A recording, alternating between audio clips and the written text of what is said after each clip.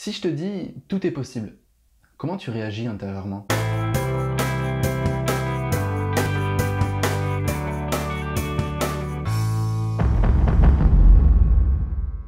Salut à toi, je m'appelle Antoine Redel, je suis coach et conférencier pour les entrepreneurs et les personnes qui ont à cœur de créer leur entreprise et leur projet. Alors je suis conscient que du coup quand on dit « tout est possible », il y a des réactions intérieures qui peuvent se faire. Non mais il a rêvé celui-là. Ou bien peut-être, mais pas pour moi. Ou alors, oui mais...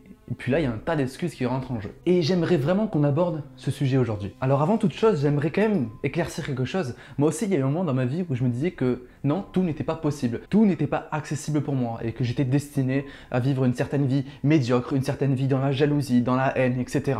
Et surtout dans la haine envers soi. Et puis un beau jour, je me suis dit, peut-être qu'Antoine, cette situation que tu vis actuellement, cette situation qui te plaît pas, peut-être que c'est toi qui l'as créée. Et là, j'ai commencé finalement à m'ouvrir à « ok, peut-être que tout est possible ». Et je me suis mis dans la recherche de moi-même. J'ai commencé à me former, j'ai commencé à lire beaucoup de livres. J'ai commencé à m'ouvrir à des remises en question personnelles.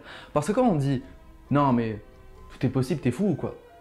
C'est juste parce qu'on a des croyances limitantes intérieures qui nous font dire, qui nous font croire, d'après notre éducation, d'après les expériences qu'on a pu vivre, qui nous font croire que c'est pas fait pour nous, que c'est pas fait pour notre famille. Alors que tu as un tas d'exemples sur la Terre qui te montrent que tout est possible.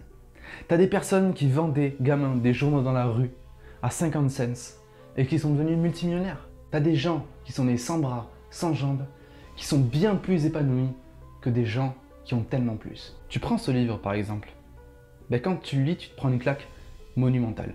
Quand tu lis des bouquins comme ça, quand tu lis des biographies d'un gars à qui on a dit soit tu seras un truand, soit tu seras un milliardaire, et que ce gars-là, il a créé des sociétés, des entreprises partout dans le monde qui contribuent à énormément d'associations caritatives, tu te dis, j'ai aucune excuse. Et c'est de ça que j'ai envie qu'on parle un petit peu aujourd'hui dans cette vidéo. Les excuses. Tu sais le gars qui a inventé KFC, je dis pas que c'est une référence dans la qualité de nourriture, mais le gars qui a créé KFC, il a sonné à 1000 portes avant qu'on lui dise « Ok, votre recette nous intéresse ». 1000 portes, le mec il avait 65 ans. Le mec avait 65 ans. 65 ans. Combien de personnes auraient dit « Je suis trop vieux, c'est plus fait pour moi ce genre de choses ». Et puis tu sais quand on me dit non une ou deux fois, moi ça me suffit. Combien de personnes auraient dit ça? Beaucoup. Combien de personnes disent aussi « Je suis trop jeune pour faire ça ». Moi ça m'est arrivé personnellement au début, j'ai dit mais Antoine t'es trop jeune pour être un coach, t'es trop jeune pour faire des vidéos sur le développement personnel. Et puis on me l'a rappelé de temps en temps, tu sais Antoine t'as pas assez d'expérience dans la vie, etc. Mais encore une fois, tu vis pour qui?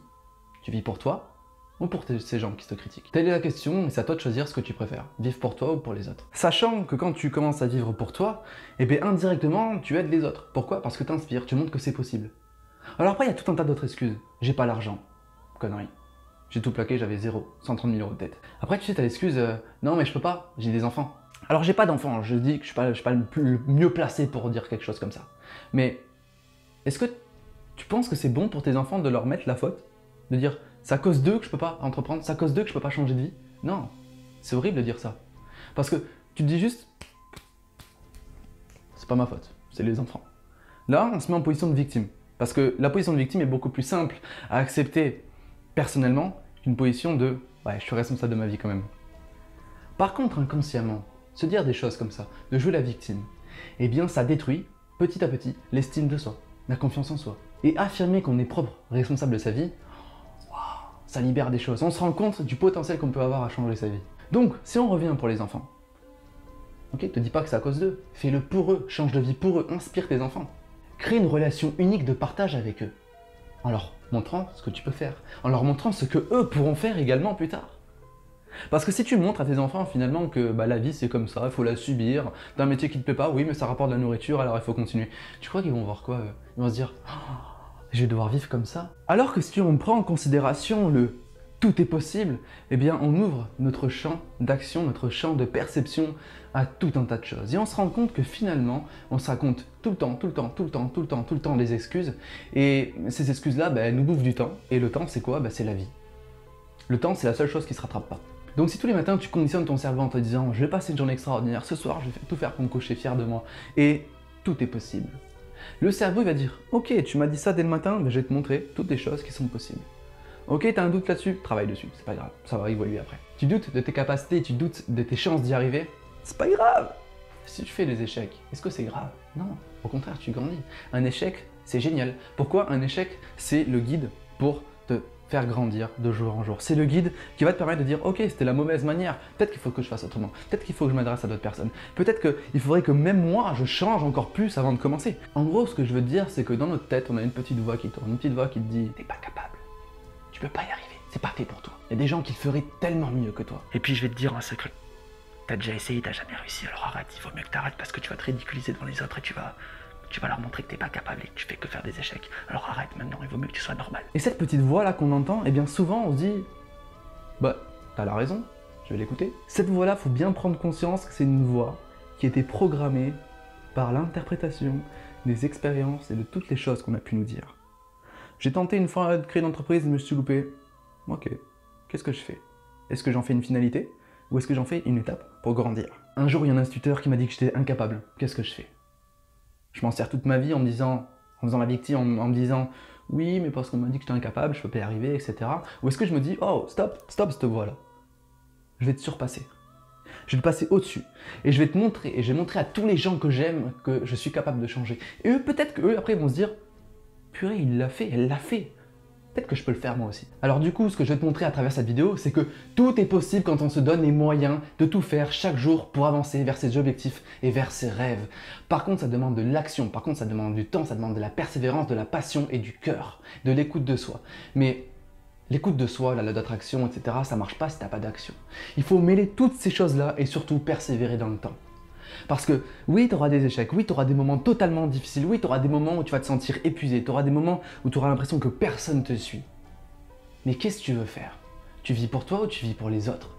Pose-toi toujours ces questions-là. Un objectif, c'est jamais fixe. Et je t'assure que si tu restes ouvert aux variations, si tu restes ouvert au changement, si tu restes ouvert à la remise en question de soi, si tu restes ouvert au travail perpétuel sur toi-même et sur ton projet, bah oui, tout est possible.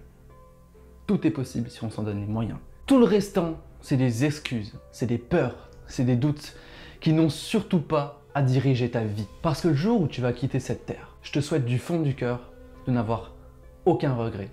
De t'être dit, peut-être que j'ai échoué dans ma vie, mais j'ai tout essayé. J'étais dans l'action. Je suis pas resté quelqu'un de figé. J'ai tout essayé. Et là, tu n'auras pas de regrets. Tu auras juste des remords. Je vais te dire un dernier truc. La vie, elle est parfaite. La vie, elle te montre la voie pour avancer. La vie, elle va te mettre des défis à travers toi, des obstacles, des personnes qui vont t'humilier, des personnes qui vont te réduire à néant.